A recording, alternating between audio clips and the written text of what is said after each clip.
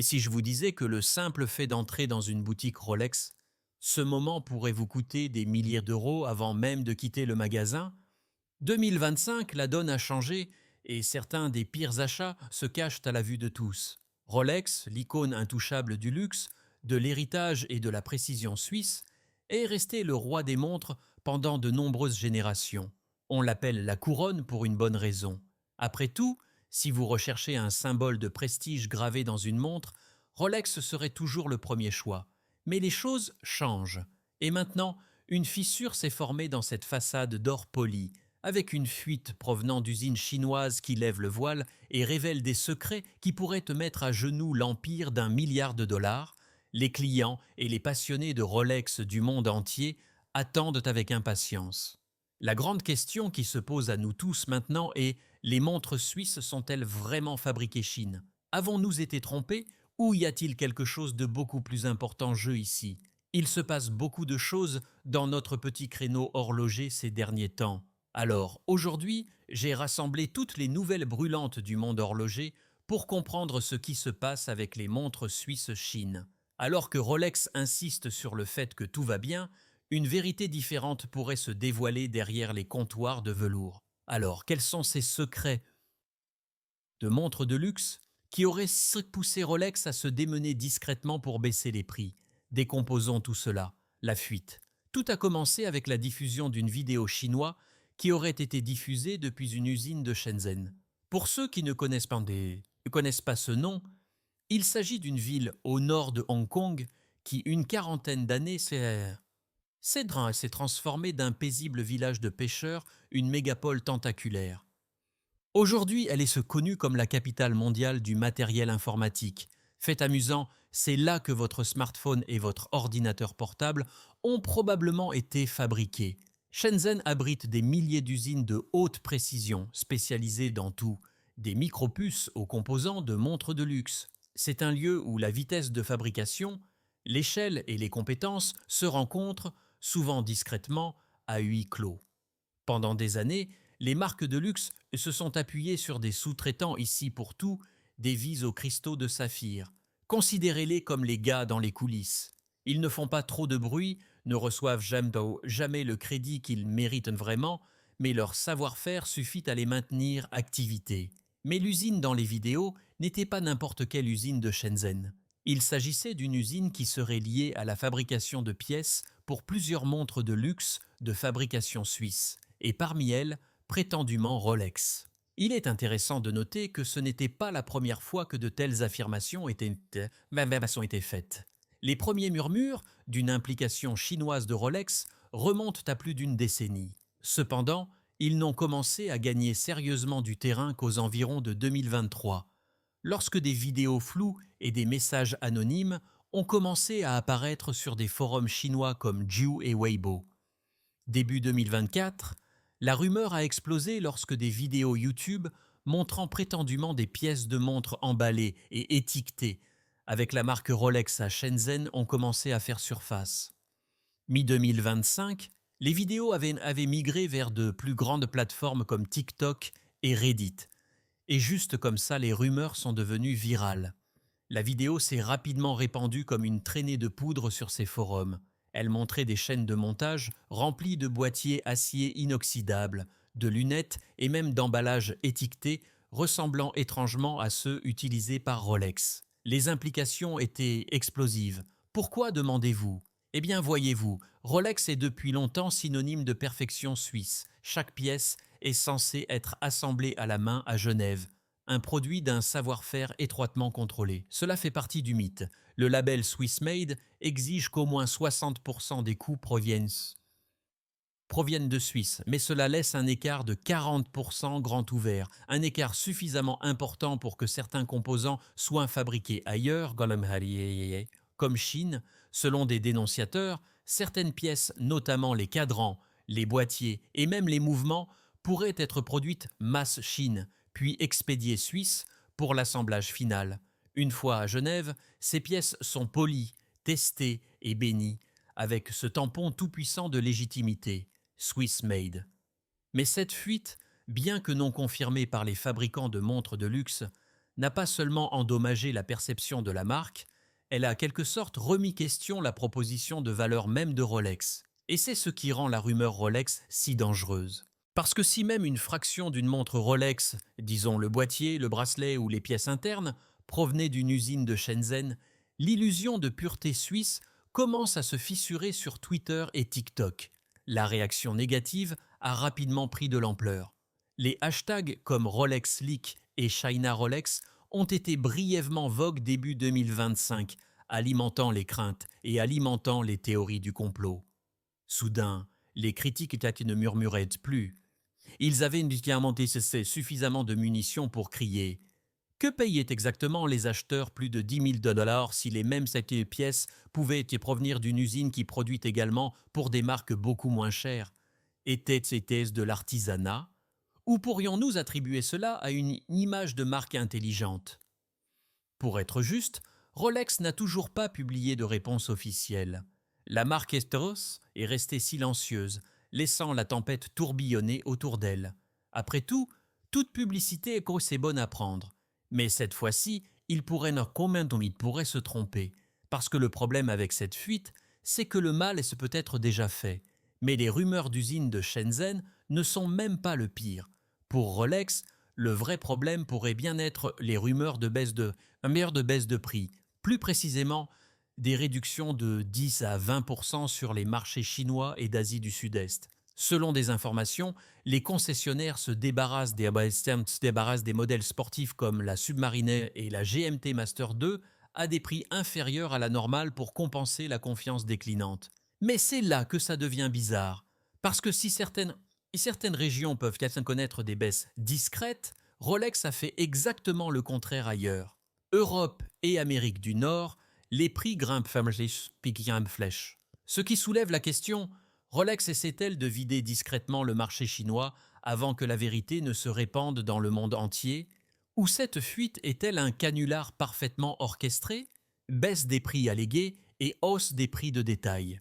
Une fois que les rumeurs concernant les pièces prétendument fabriquées à Shenzhen sont devenues virales, ces murmures se sont transformés gros titres qui ont déclenché quelque chose que peu de gens attendaient.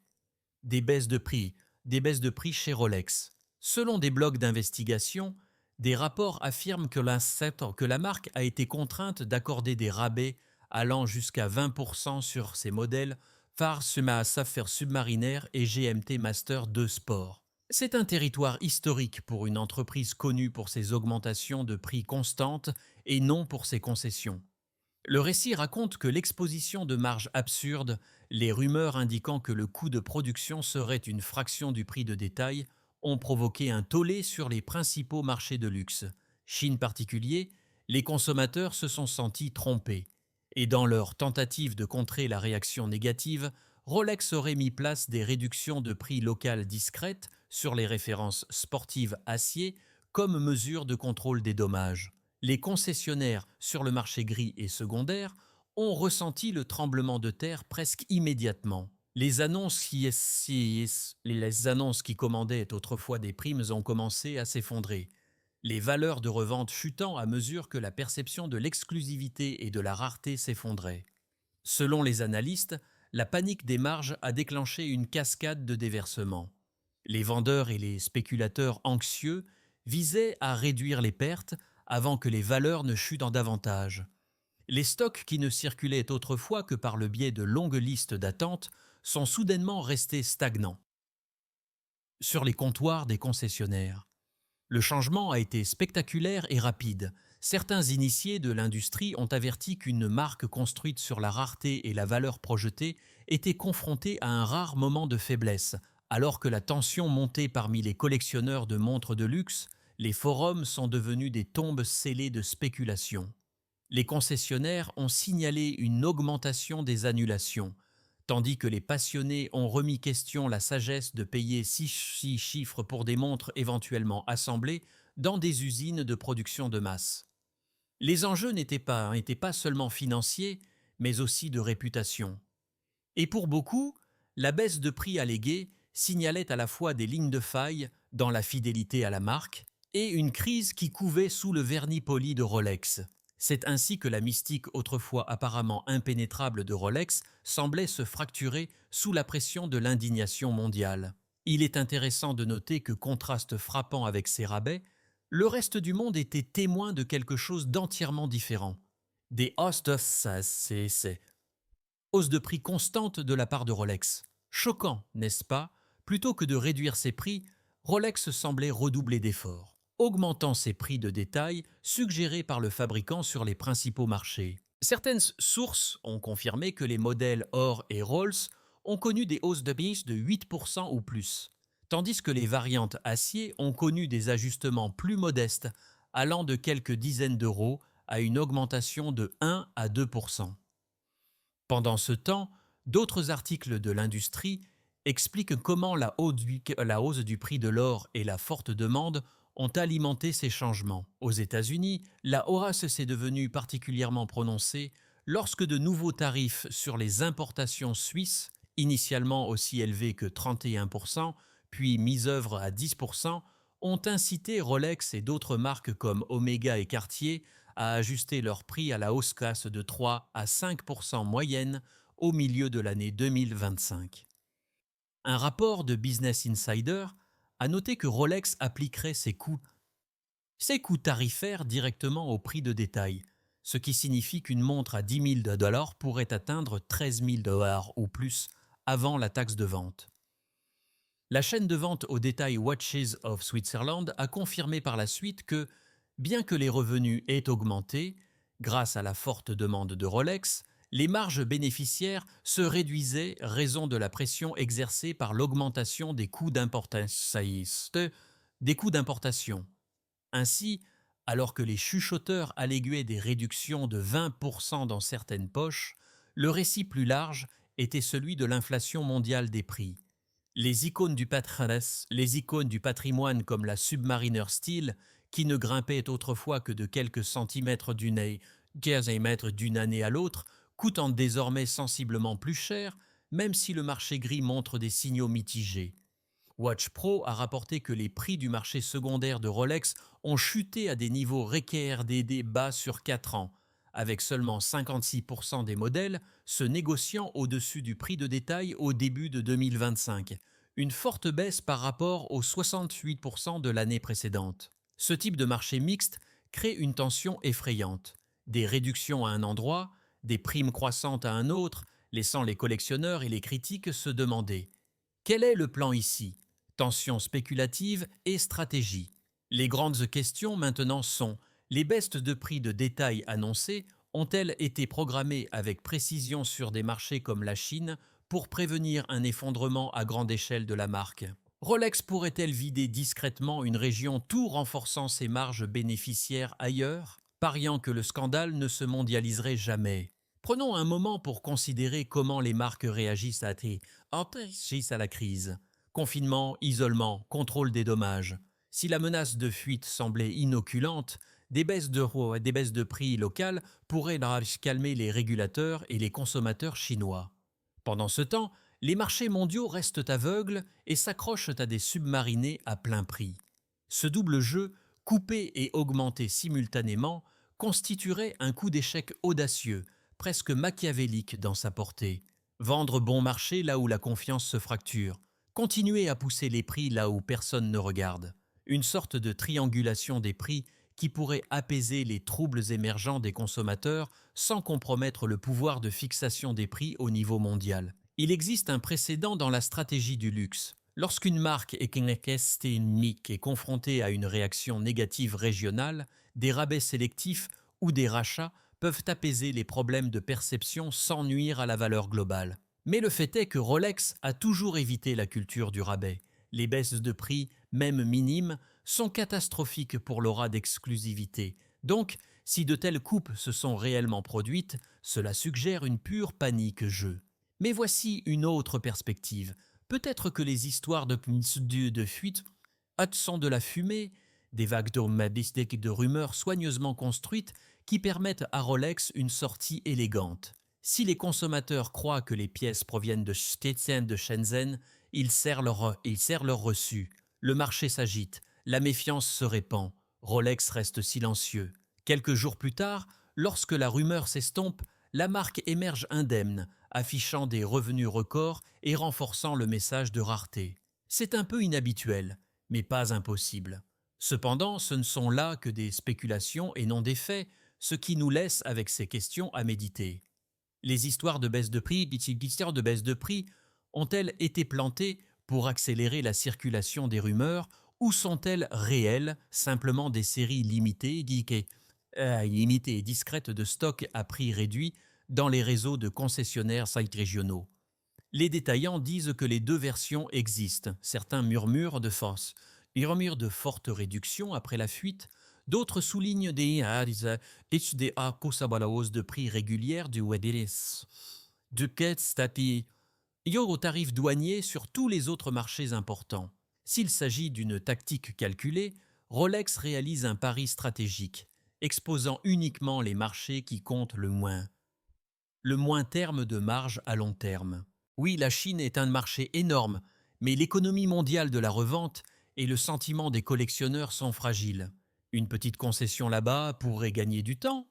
Fait, certains initiés affirment que la croyance superficielle aux baisses de prix pourrait être l'arme qui alimente la panique du marché secondaire. Et juste pour être clair, tous les modèles que je vais mentionner peuvent être achetés sur le marché gris moins cher que chez votre concessionnaire agréé Rolex 2025, ce qui exerce une pression sur les revendeurs pour qu'ils liquident leur stock pendant que les stocks réels sont discrètement réacheminés. Imaginez un réseau de concessionnaires inondé d'annonces de vente, alimentant un récit de demande à prix réduit. Pendant ce temps, les magasins agréés ailleurs augmentent les prix affichés, ce qui signifie que les acheteurs moyens ne voient jamais de soulagement. Cette incertitude est le levier dramatique ultime. Rolex cache-t-il des offres ou se cache-t-il simplement? Les acheteurs sont-ils floués ou se flouent-ils eux-mêmes? La grande question est la suivante. Si les fuites sont réelles et que des réductions importantes ont eu lieu, les consommateurs mondiaux accepteront-ils de ramasser ce qui reste au prix fort? Ou le mythe va-t-il s'effondrer, entraînant les prix vers le bas sur tous les marchés? Cette tension est le tournant. Rolex a-t-il été pris ou orchestre-t-il la prise? Quoi qu'il soit, le résultat compte. Si le scandale fracture la confiance, la couronne de Rolex pourrait se fissurer et la marque pourrait perdre son statut de roi. Et si ce n'est qu'un mythe, il pourrait s'épuiser, ne laissant que des ombres derrière le véritable empire du luxe qui refuse de plier. La marque à la croisée des chemins. Rolex perd-il le contrôle? Rolex a construit son empire sur la mystique, la tradition et une domination quasi totale de son image. Depuis plus d'un siècle, elle tisse un récit de précision suisse, de fiabilité et d'exclusivité. Chaque parrainage international, des expéditions d'explorateurs aux événements olympiques, renforce le badge d'excellence de la marque. Le logo de la couronne a évolué, passant d'un simple symbole. C'est maintenant un emblème culturel ancré dans l'histoire du cinéma, le sport et les approbations de célébrités.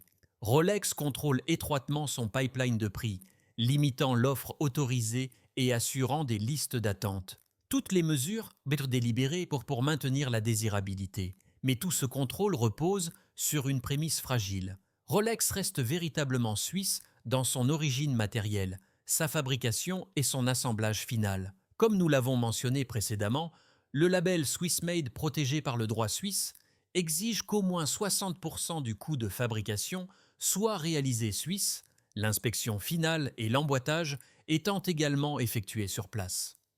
Et au fil des décennies, les consommateurs ont appris à faire confiance à ce label comme à une garantie hors d'authenticité et de valeur. Imaginez maintenant que les pièces proviennent de Shenzhen, Chine.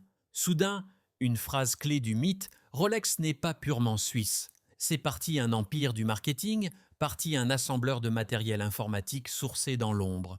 L'illusion se brise lorsque les collectionneurs de montres se demandent se demandent si le bracelet ou même les mécanismes internes peuvent provenir de milliers de kilomètres de Genève, tout comme une ville portuaire devient un port et devient une importante voie commerciale, n'est-ce pas?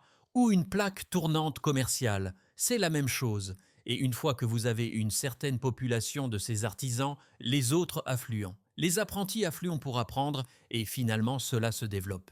Et c'est ainsi que Genève est devenue la capitale du monde horloger. Si ces rumeurs sont vraies, Rolex est-elle toujours un horloger ou s'est-elle transformée une puissance de marque qui vend une idée plus que du savoir-faire? L'intégration verticale signifiait autrefois la fabrication interne à Genève. Aujourd'hui, des murmures suggèrent que les pièces pourraient être fabriquées sur des chaînes de montage à grande vitesse à Shenzhen et simplement polies ou finalisées suisses. Le Conseil suisse pour le label Swiss Made devrait-il réagir?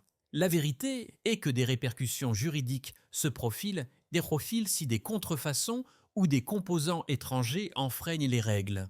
Le label est destiné à garantir l'artisanat et des normes élevées, et non à subventionner la production à l'étranger. De plus, Rolex s'est toujours opposé à la culture du rabais et à la divergence régionale des prix.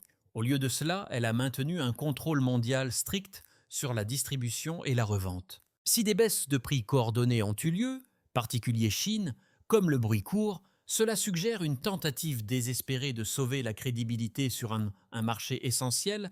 Cela peut signaler que Rolex contrôle toujours ses prix, mais seulement parce qu'elle choisit quel consommateur voit quel prix.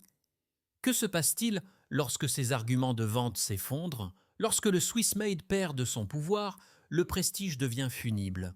Combien de temps avant que les acheteurs ne commencent à exiger la transparence, l'origine des composants, le lieu d'assemblage ou même des codes et de traçabilité? Rolex, longtemps saluée comme le summum de la tradition horlogère, inspirera-t-elle toujours le respect lorsque l'éclat s'estompera? C'est la croisée des chemins. Soit Rolex reprend le contrôle du récit, prouvant que les fuites sont fausses ou isolées, soit le scandale se propage, érodant potentiellement des décennies d'exclusivité cultivée. Qu'il s'agisse d'un mythe ou d'une réalité, l'impact est dramatique, opposant l'héritage à la controverse, le prestige à la suspicion. Et c'est pourquoi c'est si important maintenant. Pourquoi est-ce important maintenant? Une industrie du luxe au bord du gouffre. Vous savez ce qui est intéressant? Le fait que les rumeurs sur Rolex ne concernent pas seulement la marque emblématique. Voici pourquoi. Si la rumeur de l'échelle de Shanghai de Rolex influence les marchés, tous les horlogers de luxe pourraient être les prochains. Nous parlons de marques de luxe comme PC Philippe, Audar Spieg et Vacheron Constantin. Tous ceux qui, selon certaines informations, dépendent fortement de la mystique et de la tradition suisse. Mais si les vents tournent, le prestige ne les protégera pas. Les marchés des montres de luxe prospèrent grâce à la narration, l'artisanat, la lignée et la rareté. Les collectionneurs fanatiques d'Asie et d'Europe payent des primes non seulement pour la mécanique, mais aussi pour l'histoire et le récit. Si les rumeurs selon lesquelles les pièces proviennent d'usines de Shenzhen persistent, cette histoire s'effondre. L'économie du prestige vacille. L'Asie, particulier la Chine, est le marché du luxe qui connaît la croissance la plus rapide. Les mêmes récits de fuite provoquent un tollé là-bas et des répercussions dans le monde entier. Les consommateurs qui assimilaient auparavant Swiss Made à un gage de pureté suisse remettent en soudainement question l'authenticité. Réponse: les marques peuvent se sentir obligées d'accroître la transparence, de publier les chaînes d'approvisionnement, les origines, et même les registres de l'eau.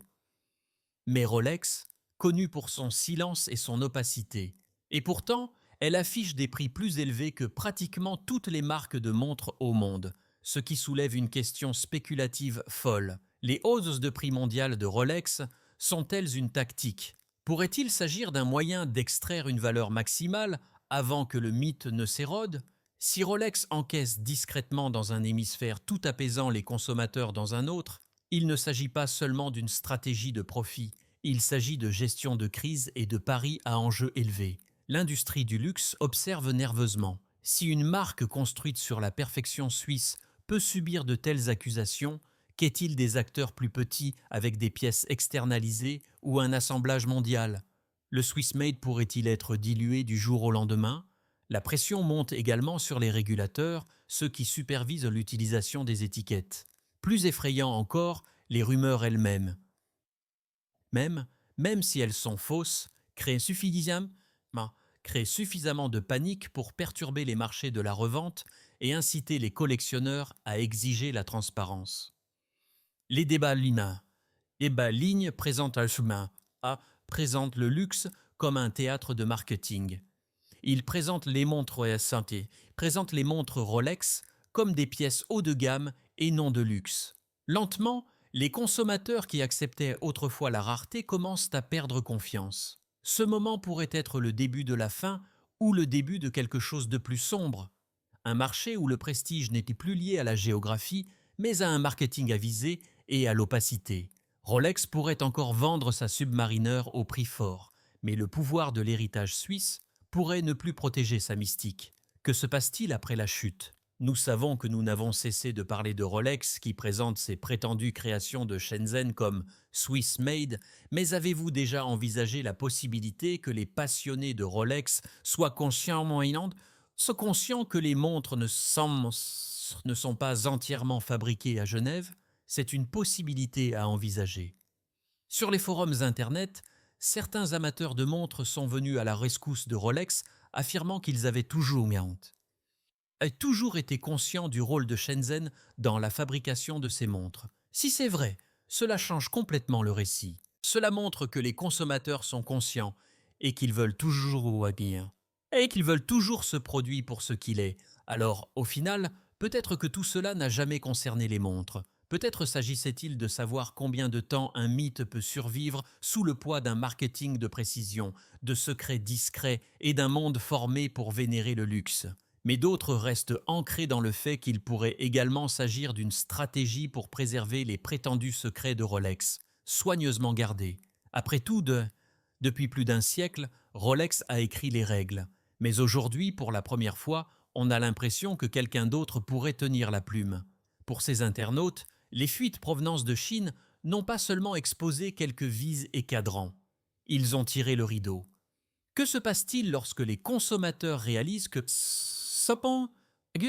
la couronne peut être copiée ? Quelles sont vos réflexions à ce sujet ?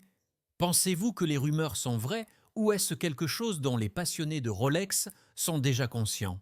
Dites-le nous dans les commentaires. Merci d'avoir regardé. Veuillez laisser un j'aime et vous abonner à la chaîne pour être informé chaque fois que nous mettons en ligne une nouvelle vidéo.